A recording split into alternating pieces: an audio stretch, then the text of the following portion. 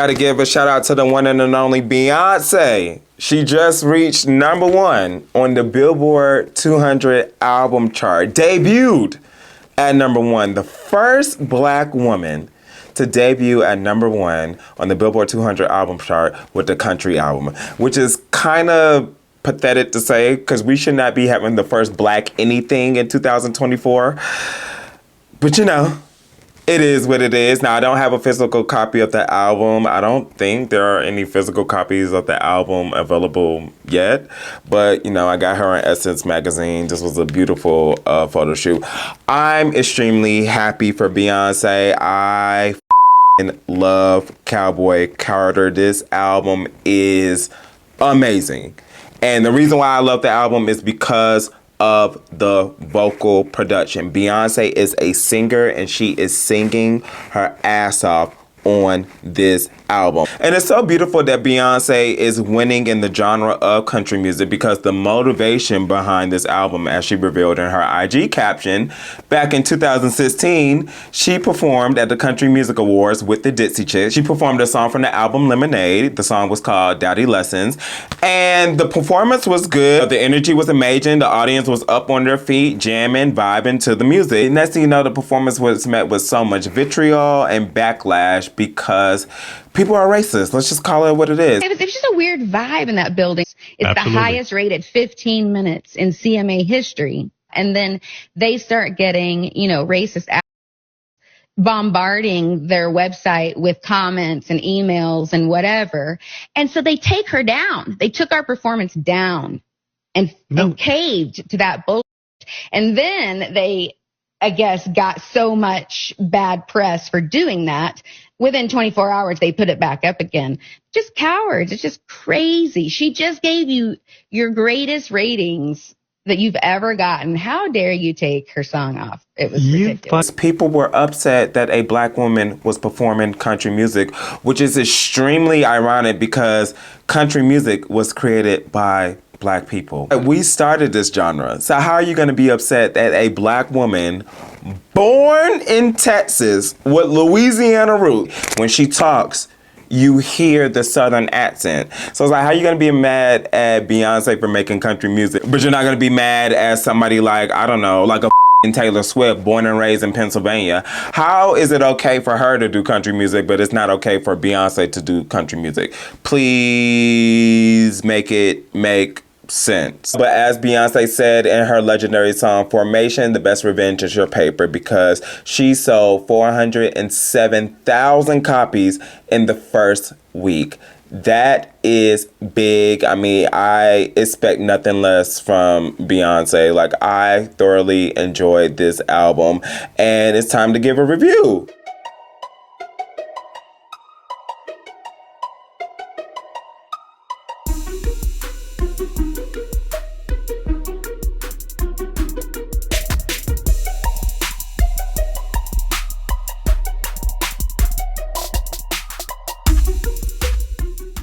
Now, I don't know how people jump to do a music review video on YouTube or TikTok within the first 48 hours when there's 27 tracks on this album. You cannot convince me that you listened to all 27 tracks, understood what each song was trying to convey, took in the lyrics, took in the vocals, took in the productions, and was able to give a thorough album review. You cannot convince me of that, because ain't no way in hell. I had to listen to this album multiple times. I didn't force myself to listen to it. I listened to the album the first time. I enjoyed the music, and next thing you know, the replay value. This album was amazing. So according to my streams, I done streamed Beyonce since this album came out. And as you can see, Bryson Tiller is at #2 because I'm enjoying his album currently as we are speaking. But this is about Beyonce. Now, I brought the album down into 4 different sections that I'm going to speak about, and each section is separated by interludes provided by Willie Nelson and Linda Martell. First of all, shout out to Beyonce for having Willie Nelson, Linda Martell, and Dolly Parton, country legends, be a part of this album. Because if anybody got something to say about Beyonce singing country music, she got country legends on this album, giving their stamp of approval. Okay, so back to my thought process again, broken down to 4 sections, separated by interludes by Willie Nelson or Linda Martell. I will be discussing either 5 or 6 songs between each section. I really feel like each song is grouped with the same type of theme, the same type of vibe, the same type of feeling. So that's why I kind of broke it down like that. And I'm just going to provide a brief review per song. I'm going to give you my favorite top songs on this album. There's only 2 songs on this album that I do not care for. When it comes on, I will skip it. And it's going to be a controversial take because a lot of people on social media I see are enjoying these 2 songs. I don't care. I know my ears. I know my taste in music. I don't care for it. But regardless, these 2 songs does not change my overall opinion of the album. This album is amazing. So let's jump into the review. The first section with the first 5 songs, to me, this section is about emotion. This section is about vocals. This section is all about putting you in your feelings. This section is all about making your territory known. All right, the first one is American Requiem. I love this song. This is Beyonce getting on here talking her saying, you guys are always calling me country, but now that I'm doing a country album, I'm not country enough. But this was a good album opener. This is like in your face, telling the world I'm doing country music. I'm unapologetic about it. And what the are you gonna do? Absolutely nothing. So shut your mouth and enjoy the music. The next song, Blackbirds, this is actually one of my favorite songs on the album. It sounds so amazing, yet it is so damn short. But it's okay. The reason why it's short is because this is a cover song. It's a song created by the Beatles. So when Beyonce covered it, she wanted to stick to the original blueprint of the song, but it is so beautiful. And just knowing the history of Blackbirds, Paul McCartney shared in the interview that the reason why he created the song was to pay tribute to what little black girls were actually going through when our ghetto ass country, the United States, when they were trying to integrate schools. I'd heard about the civil rights troubles that were happening in the 60s in Alabama, Mississippi, Little Rock in particular. So that was in my mind, and I just thought it'd be really good if I could write something that, if it ever reached any of the people going through those problems, it might kind of give them a little bit of hope. And in England, a bird is a girl. So I was thinking of a black girl going through this, now's your time to arise, set yourself free and take these broken wings. And it's very fitting that Beyonce chose 4 black women country singers to be on this song. It's just an amazing tribute. All the optics just aligns perfectly for this song. Shout out to Tiara Kennedy. That's actually one of my favorite black country singers. She got this song with Breland called Miles. It's absolutely amazing. Y'all need to check it out. Get into Brittany Spencer. Brittany Spencer, I love her music as well. Tanner Adele, bomb. Rena Roberts, I've never heard of her, but Beyonce is introducing me to her, and I've heard a couple of snippets online, and I'm definitely going to tap into her music. But shout out to Beyonce shining the light on 4 black women country singers on a song that is dedicated towards black women. Absolutely love Blackbird. 60 Carriages, I don't have that much to say about it because the song came out a month ago. Well, 2 months ago now because it's April. She dropped it the day of the Super Bowl, and I loved 16 Carriages because of the vocals. She dived in deep with her vocals on 16 Carriages. I've been a fan of the song, 10 out of 10. The song is about Beyonce being a rising pop star in a girl group, working extremely hard, take care of her family. Her mother's working hard, her dad's working hard, and then it transitions over to her being a full mega superstar, but she's doing all this, but she wants to spend time with her children. Love 16 Carriages. It's just absolutely amazing. Protector is a song dedicated to her children, but specifically Rumi Carter, because Rumi Carter, her vocals are a part of this song. This song is beautiful. It really is beautiful. It's really Beyonce writing a love letter towards her daughter and saying, I will always be there for you. I will protect you. Don't worry about me being this big mega superstardom fame. Don't worry about me when there's time periods when I'm not at the house because I'm on the road working. I'm always going to be there for you. I'm always going to protect you. This mother-daughter relationship is nothing like it. And I love you so much. Protector, if you're going through it, that song right there, it's going to hit you. It's going to hit you. Like, you might shed a tear or two. I loved Protector. And then to round off the first section would be My Rose. My Rose is actually a interlude, and this should have been longer because she sounded good on here. Like, I would have loved to see what a full My Rose song was going to bring us. But again, the first section of the album was all about emotion, all about singing, all about vocals, all about Beyonce giving it to us, hitting us right here directly in the heart. Love the first section of the album. I replay it all the damn time. So 10 out of 10. In section 2 of the album, this is where we get into the energy. This is where we get into the good vibes. This is where we get into the dancing and having a good time. So we started off with Texas Hold'em. That went #1 on the Billboard Hot 100.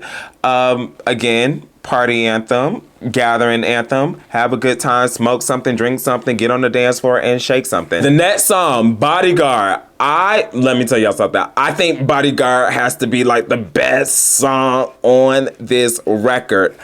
I don't know what it is. I really don't know what it is. It's just a upbeat, uplifting song, and it's such a good vibe, and she sounds good on here. I love Bodyguard, and I will stand on the top of the hills and say this has to be the best song on this album. I don't know what it is. It's just like a good vibe, good feeling. I remember when I first heard it, I was like, let me run this back. And seeing that a lot of people love Bodyguard as well, it's just like, oh, we all got good taste. Bodyguard, best song on the album. Straight up. Now, next is Jolene. A couple years ago, Dolly Parton did an interview, and she said that she would love for Beyonce to cover Jolene. But I know one of your wishes is you've said that you wish that Beyonce would cover Jolene. There are over 400 renditions of Jolene, multiple different languages, people have done it. And you said you specifically want Beyonce to do that. Are there any updates? And why Beyonce? No, maybe that's even more important. I don't know if she's even got the message, but wouldn't that be killer? I think she's fantastic and beautiful, and I love her music. I would just love to hear Jolene done in just a big way, kind of like how Whitney did my I Will Always Love You, just someone that can take my little songs and make them like powerhouses. So that would be a marvelous day in my life if she ever does do Jolene. And so next thing you know, Beyonce covered Jolene. Okay, I guess this is an example of like speaking things into existence, you know? It's an okay song to me. I've heard Jolene so many times. And like Trevor Noah said, this song has been covered by millions of people. Like, I'm low-key sick of the song. So when Beyonce covered Jolene, you know, she added her little twist to it, and it was cool. Like, it wasn't, to me, it wasn't anything to get super, super hype about. But, you know, I do enjoy the record. It's not like one of those go-to records like I gotta play. Like, it ain't on the level of a Bodyguard. But Jolene it's a cool record. So shout out to Dolly Parton actually being on the album. Like, she gave an intro to Jolene before Beyonce went in. So I thought that was amazing. And yeah, shout out to Jolene. And that song, track number 11. All right. This song right here. It's called Daughter. Daughter is an amazing piece of work. And the vocals on this track is amazing. The messaging on this track is extremely dark. It's about Beyonce slaughtering her guy. And I'm like, wow. I'm kind of questioning myself because why is this song so amazing, but then at the same time she is talking about murdering somebody? You know what this song remind me of? It remind me of Wendy Williams. She said in this one clip, clap if you ever wanted to kill anybody. So clap if you've ever wanted to kill somebody.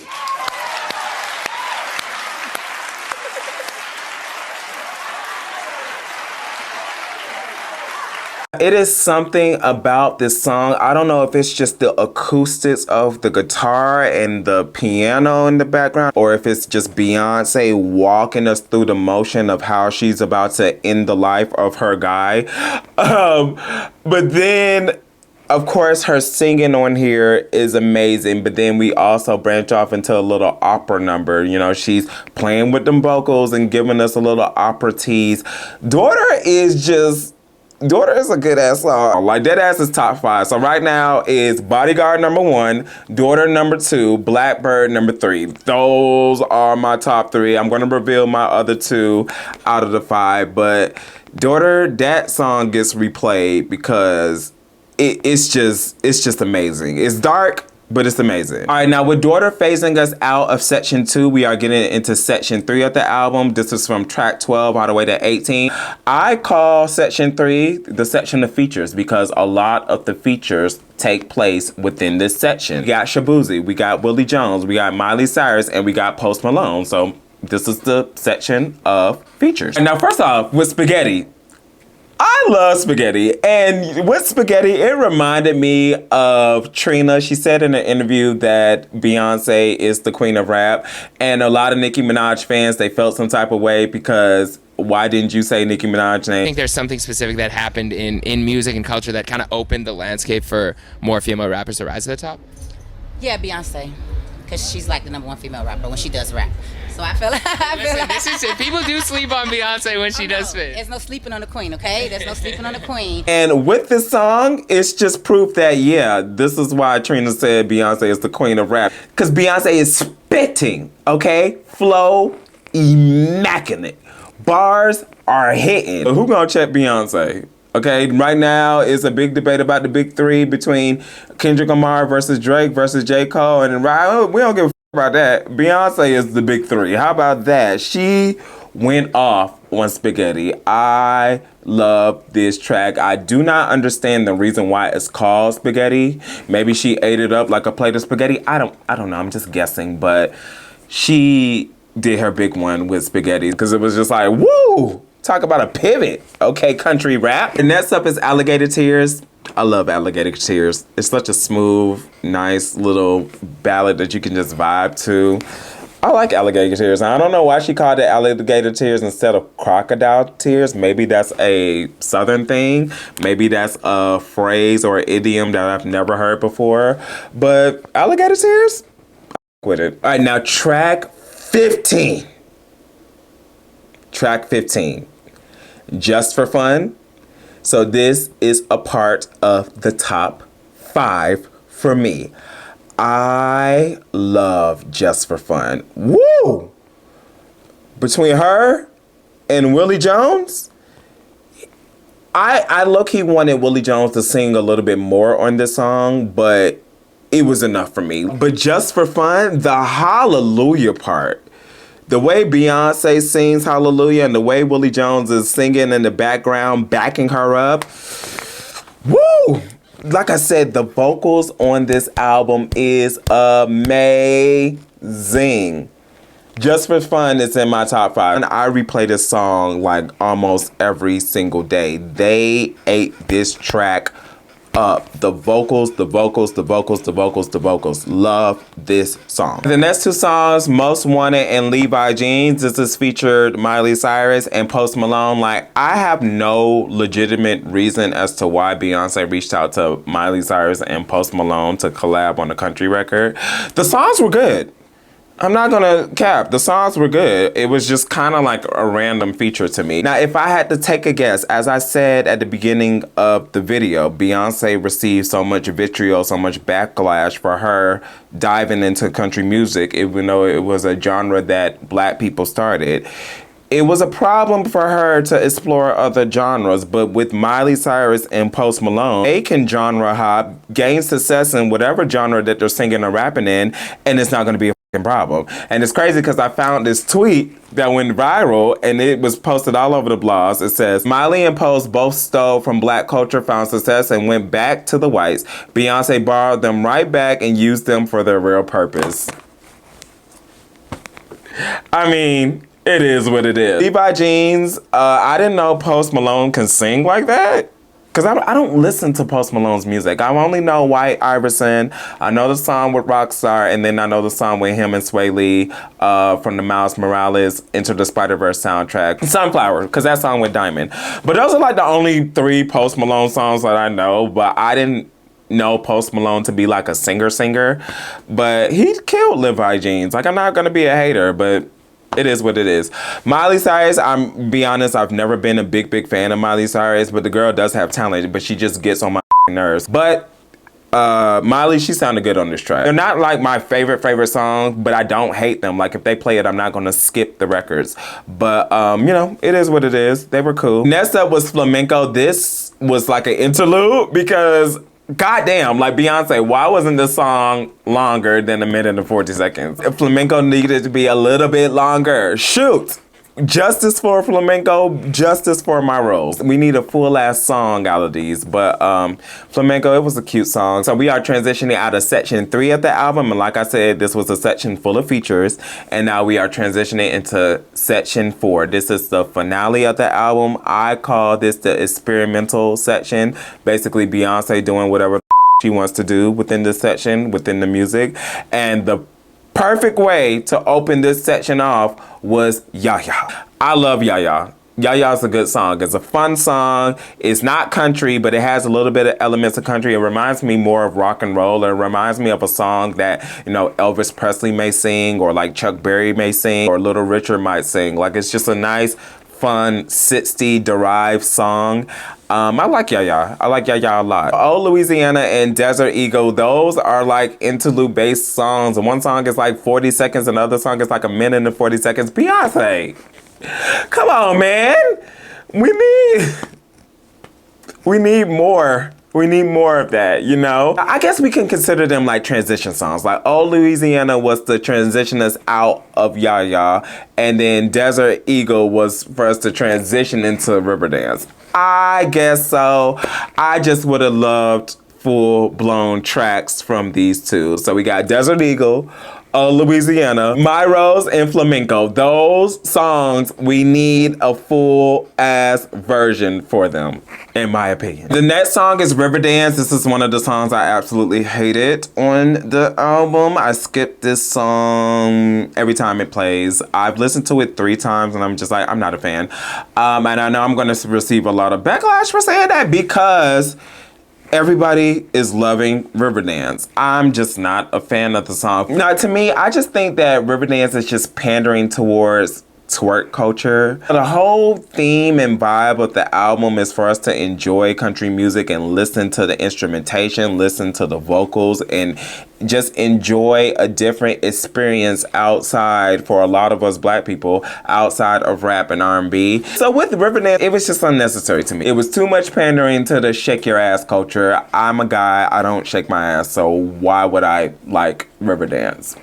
I'm sorry. So that's just one of the songs that I skipped. And here's the thing, I don't have a problem skipping Riiverdance, because Two Hands to Heaven, that song right there is kind of like a part 2 to Riiverdance, but I actually love Two Hands to Heaven. It's good. It's just a good vibe. It's a good vibe. You know, it has the same energetic vibe of Riiverdance, but it's a completely different subject matter. So I love Two Hands to Heaven. It's a good ass song. Next song is Tyrant. Y'all, this completes the top 5 for me. I love Tyrant. Tyrant is a lot going on. There's a lot of different transitions. There's a different type of sound in here, but I like Tyrant. I like Tyrant a lot. We got Bodyguard, Blackbird, Daughter, Just for Fun, and Tyrant. Tyrant completes my top 5 songs on Cowboy Carter. It's a fun song. It's like you're getting the traditional country element. You know, you got Dolly Parton providing a little intro, and you know, it's a lot of tap dance and hand clapping and knee slapping. But next thing you know, we kind of switch into the hip hop country, giddy up, giddy up. I was like, oh, okay, this I can vibe with. See, I believe this is what Riiverdance was trying to do, but Tyrant, it was a better execution for me. So I love Tyrant. The giddy up like that, that part right there, it's lit. It's lit. So Tyrant is legit one of my favorite songs on this album. It is absolutely amazing. And next is Sweet Honey Buckiin. Just drag me, y'all. Just drag me, because this is another song that I skip. I like the sweet, I like the honey part. Buckiin, no. This just goes back to what I said with Riiverdance. This is pandering to twerk culture. This is pandering to shake your ass in the club. And it's just like, this wasn't needed. It definitely wasn't needed. And I understand the point of Buckiin was kind of like to pay homage to riding a mechanical bull, you know, or pay homage to riding horses. But I didn't care for it. I'm gonna just be real. I just didn't care for it. But it was kind of like all over the place for me. So, you know, so I'm skipping Sweet Honey Buckiin. I'm skipping Riiverdance. But other than that, the rest of the album is beautiful. The last song is Amen. This was the album finisher, the finale of Cowboy Carter, and I absolutely love it because in the lyrics, Beyoncé is emphasizing that this house, known as America, was built by us. I don't know why everybody keeps trying to rewrite history like black people are not the reason why America is standing 10 toes down as one of the most financial and successful nations in the world. Like, we built this house. And Beyonce even says in the lyrics, this house was built with blood and bones and it crumbled. Yes, it crumbled. The statues they made were beautiful, but they were lies of stones. They were lies of stones. It's just re-emphasizing the message of country music and letting people know that this came from black people. This was a part of our cultural DNA. There's a very thin line between the music of the slave and the music of the slave master. I've actually gone back and listened to old African chants that are actually note for note songs in America 200 years ago. Many historians believe the modern-day banjo is most closely linked to the African lute instrument called the accounting. It wasn't until the Gibson Company comes along and does the 5-string and the 5th string and the 3-finger Scruggs roll that we get it like it is today. But it was an instrument that came out of Africa. After slavery, America entered into its Reconstruction period.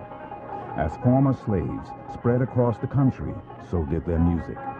By the time slaves were freed, and then even later in the 1920s, ex-slaves began to move north in mass numbers. The division of hillbilly versus race was predicated simply and almost exclusively on a kind of racial hierarchy, that this belongs over here to the black folk, this belongs to the white folk.